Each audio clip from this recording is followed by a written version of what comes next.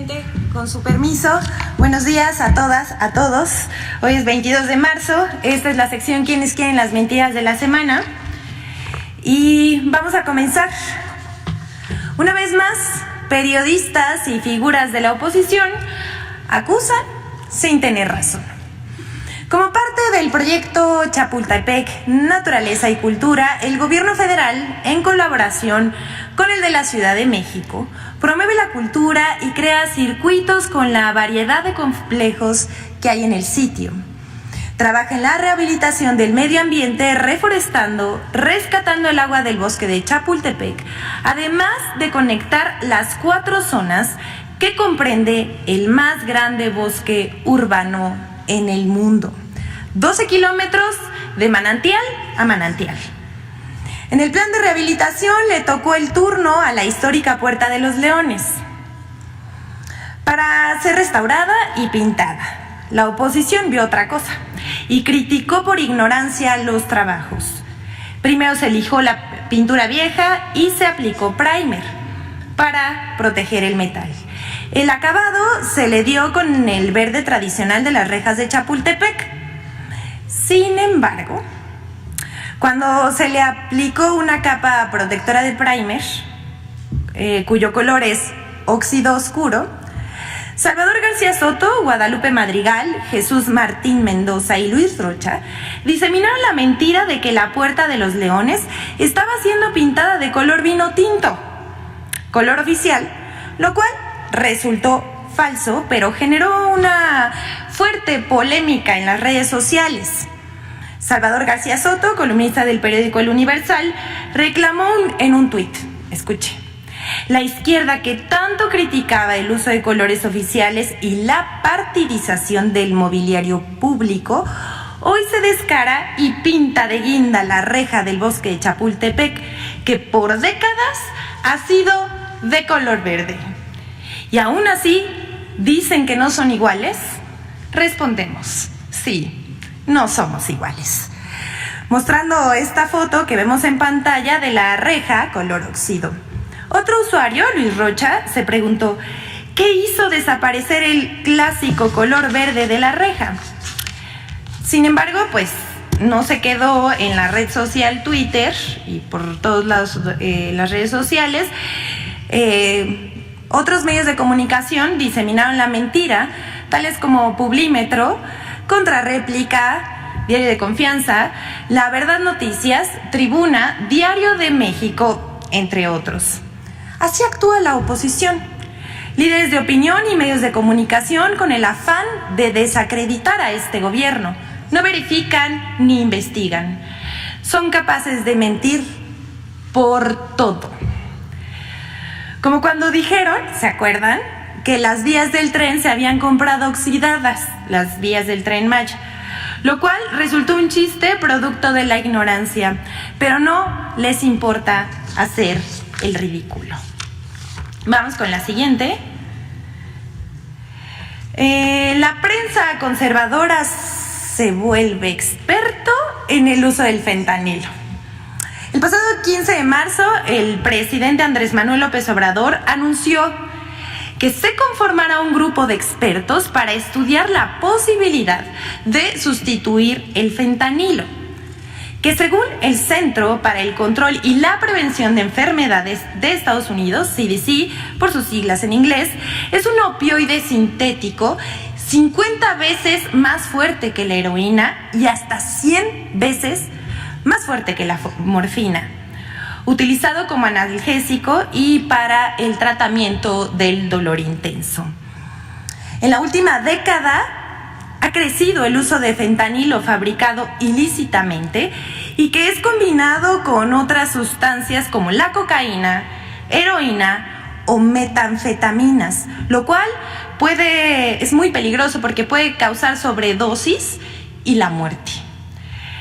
Las muertes por sobredosis de opioides en Estados Unidos en 2021, según esta misma organización, CDC, superaron las 100,000 personas. Se estima que este año, el año 2022, murieron 106,000 personas por sobredosis de opioides.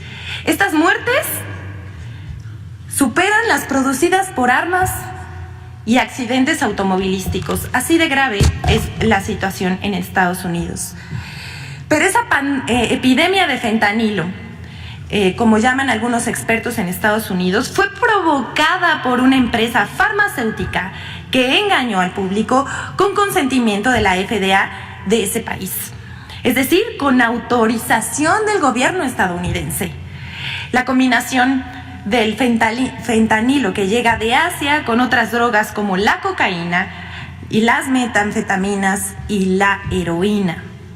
Pero en estas últimas semanas, políticos de Estados Unidos, republicanos y también demócratas, usan el tema del fentanilo con motivos electorales y culpan a México de sus crisis y de fabricar fentanilo ilegal que llega a su país. Sin embargo, se equivocan. Aquí hay un mapa de la DEA que explica cómo el fentanilo que llega a Estados Unidos, la mayor parte, llega directamente a sus puertos desde Canadá. Solo 1/3 de esa droga proviene de México. Además, parte de los precursores del fentanilo llegan a México desde Estados Unidos.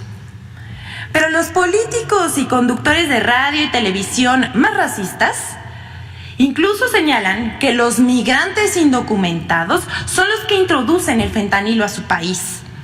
Indignante. Una encuesta de NPR Ipsos de septiembre de 2022 encontró que 39%, aquí lo vemos en la pantalla, de los estadounidenses y 60% de los republicanos creen que la mayor parte del fentanilo que ingresa a Estados Unidos es introducido de contrabando por inmigrantes no autorizados que cruzan la frontera ilegalmente. Todo esto es falso. En realidad, el fentanilo es pasado de contrabando por la frontera mayoritariamente por ciudadanos estadounidenses para consumidores que son ciudadanos estadounidenses casi en su totalidad. Así lo muestran las estadísticas oficiales sobre detenidos en Estados Unidos. En 2021, el 86% de los detenidos por tráfico y venta de fentanilo fueron ciudadanos estadounidenses. Y la pregunta que todos nos hacemos es, ¿dónde están los cárteles estadounidenses que contrabandean, distribuyen y venden fentanilo y otras drogas? ¿Qué se hace en contra de ellos? De eso no habla el Departamento de Estado. Debido al uso político del tema y los riesgos que conlleva la expansión de su consumo, es interesante la propuesta del jefe del Ejecutivo Federal de que se prohíba el uso de fentanilo en México. Sin embargo, se desató una campaña para cuestionarla y desestimarla en la prensa nacional e internacional, columnistas y conductores de noticias. A ellos se sumaron Reforma, The Washington Post, Sergio Sarmiento, Jorge Fernández Menéndez, Alejandro Hope, Carlos Marín y otros. Ahora estas personas, periodistas y medios de comunicación, son expertos en dolor y en analgésicos para desacreditar lo dicho por el presidente López Obrador. Nada más. Sobran calificativos en las columnas periodísticas y en los comentarios que hacen en radio y televisión hacia el mandatario, y faltan argumentos de fondo contra la propuesta. Dicen que solo que el fentanilo es el único que se puede tratar el dolor crónico severo. Eso lo escribe Sergio Sarmiento, experto en dolor. Que en vez de fentanilo, el presidente quiere recetar raíz de jengibre. Publica la editorial de Reforma, Templo Mayor. Fernández Menéndez señala que la prohibición no es la solución para frenar el tráfico de fentanilo a Estados Unidos y que no debe verse como una droga de consumo ilegal. ¿Cómo le explicamos? Por su parte, Alejandro Hope sostiene que el gobierno es prohibicionista. ¿Se acuerdan que este señor Alejandro Hope fue uno de los mayores críticos con la prohibición de los vapeadores, pese a demostrar el grave daño a la salud que causan?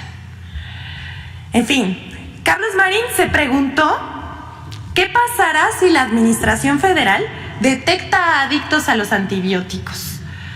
¿Prohibirá la penicilina?, se preguntó. Bueno, esto ya ni como chiste, la verdad. El periódico El Universal llegó al grado de amañar las cifras para golpearle al gobierno. El presidente Andrés Manuel López Obrador afirmó que México no produce fentanilo y que hay muy poco consumo. Pero el 16 de marzo, un día después del anuncio de que se conformará este grupo de expertos para ver la viabilidad de la propuesta,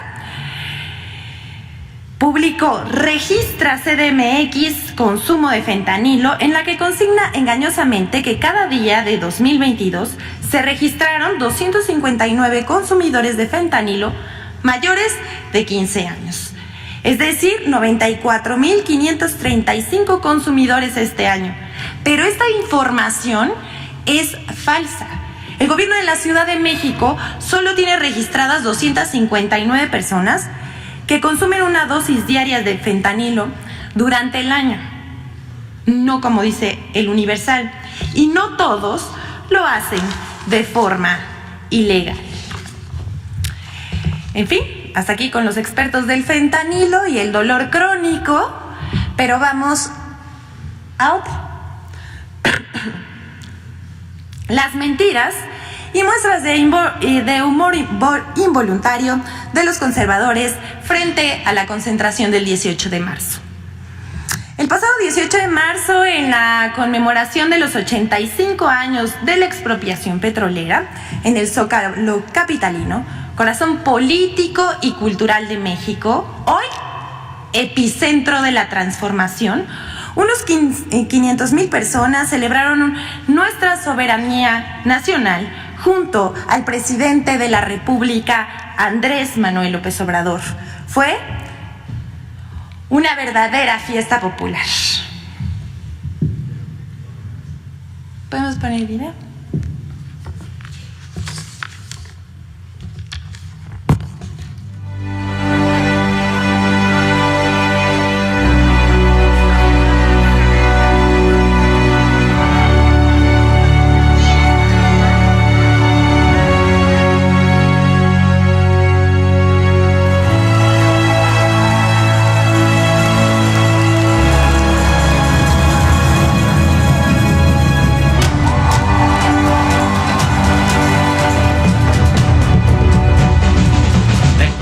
Petrolera fue apoyada por la mayoría del pueblo.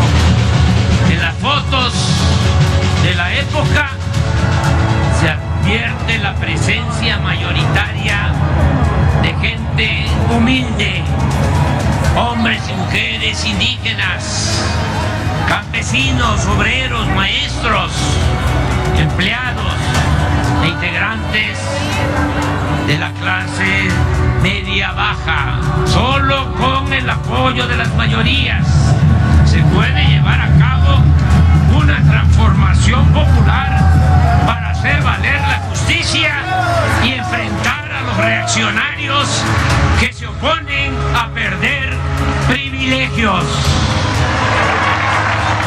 No aceptaremos nunca que en México se imponga una minoría a costa de la humillación y el empobrecimiento de las mayorías. ¡Viva el general Lázaro Cárdenas del Río! ¡Viva México! ¡Viva México! ¡Viva México!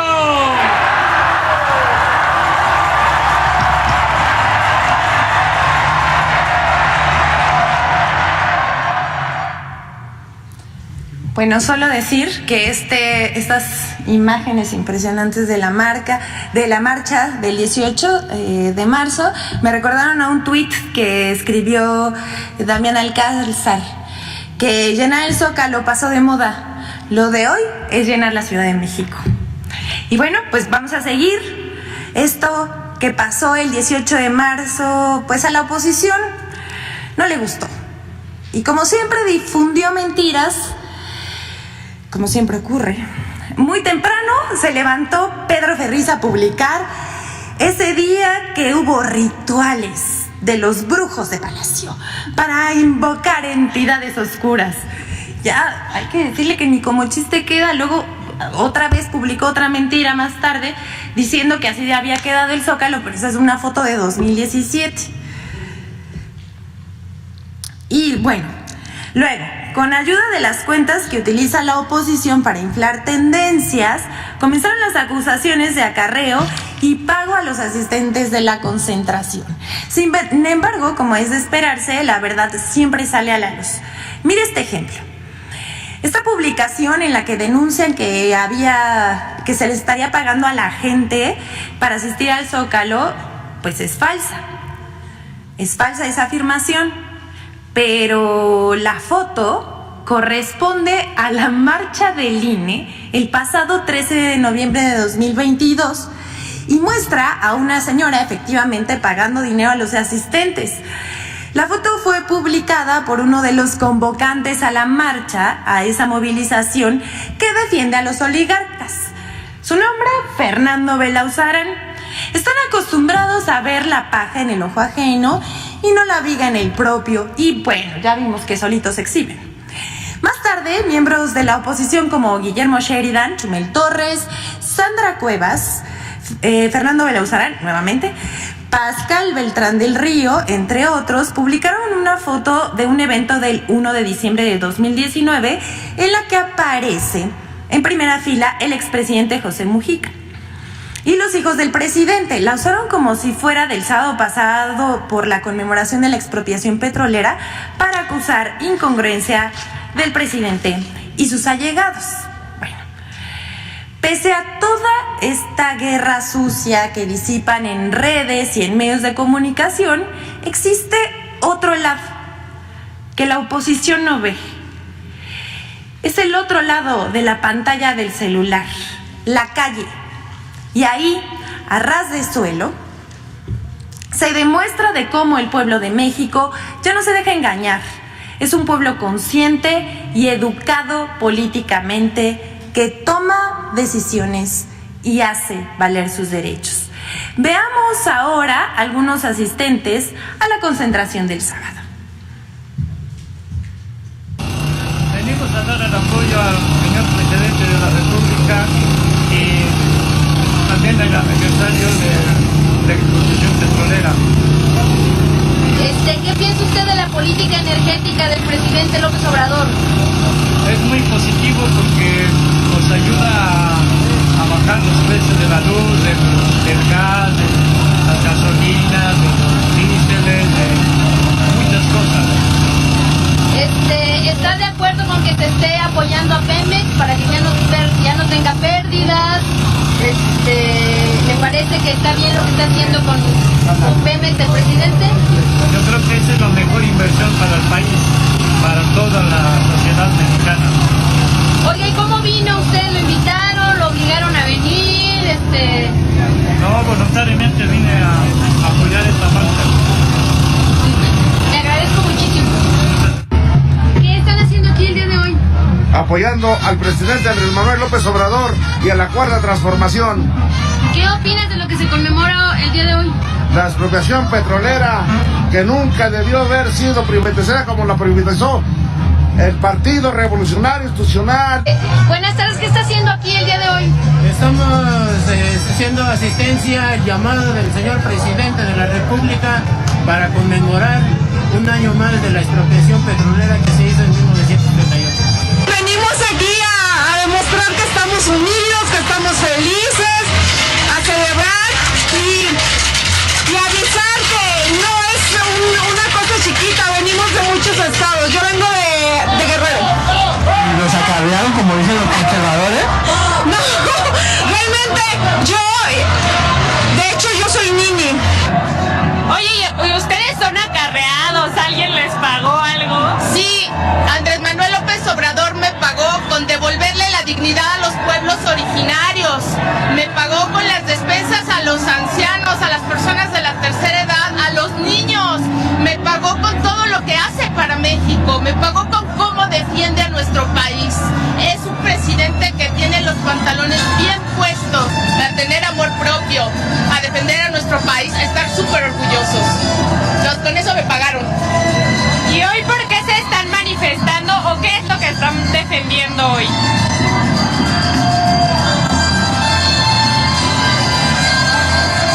La reforma al INE, al IFE, la reforma a la Suprema Corte de Justicia, son corruptísimos, no defienden al pueblo.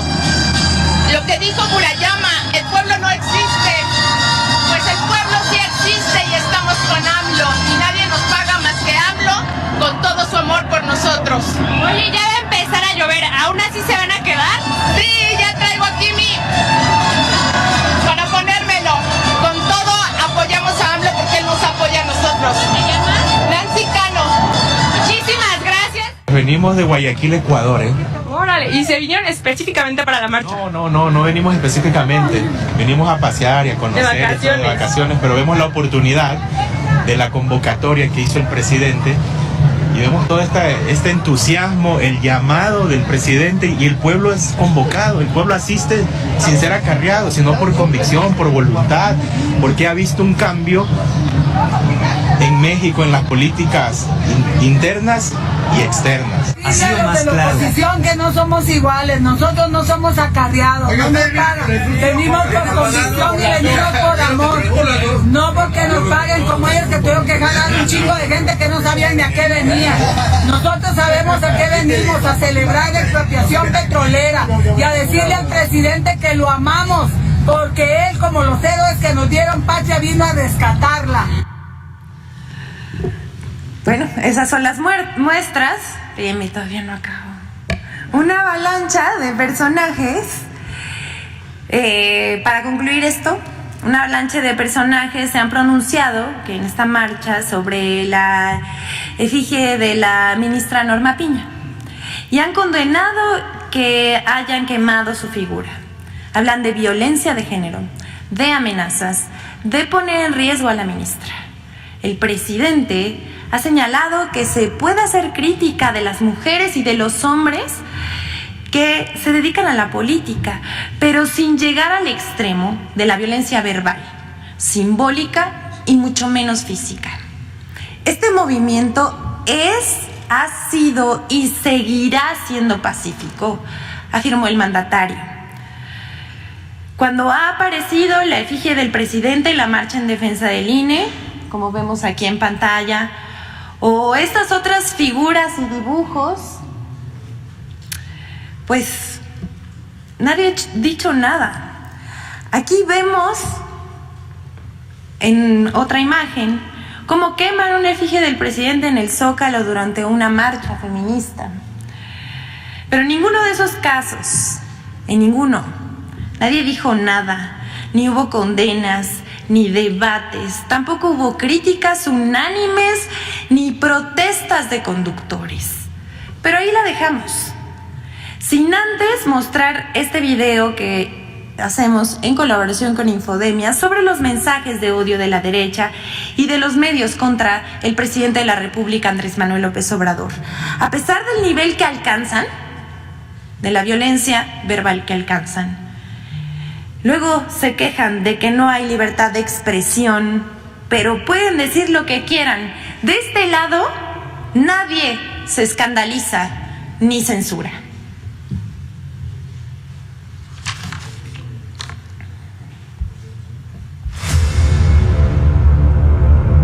El odio genera desinformación.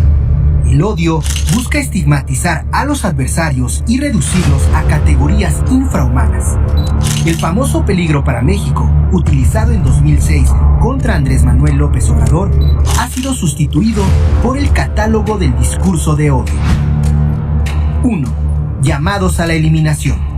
Actores de la oposición han hecho llamados a la violencia, como el del historiador Francisco Martín Moreno, quien en octubre de 2020, en una entrevista con Pedro Ferriz de Con, aseguró que quemaba vivo a cada uno de los morenistas en el Zócalo capitalino. Pudiera regresar a la época de la Inquisición, yo colgaba a cada uno de los, quemaba vivo a cada uno de los morenistas en el Zócalo capitalino, Pedro, te lo juro.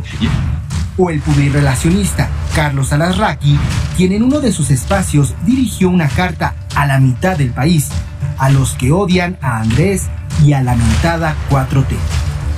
También Gilberto Lozano, líder de Frena, ha aparecido en redes sociales en un video donde se le ve sosteniendo una cabeza falsa del presidente López Obrador sobre una charola.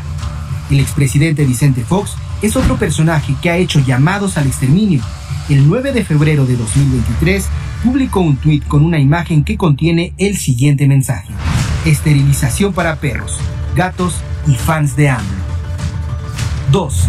Clasismo y racismo. En Twitter, personajes visibles de la derecha han discriminado a sus opositores por considerarlos de una clase social inferior, refiriéndose incluso a cartones que hacen alusión a razas de perros o viajes en aerolíneas de bajo costo. Otro ataque clasista constante es el que asegura que los simpatizantes de la Cuarta Transformación son pobres, flojos o no trabajan. Por ejemplo, se publican textos maniqueos para caricaturizar la frase del pueblo bueno, con categorías racistas.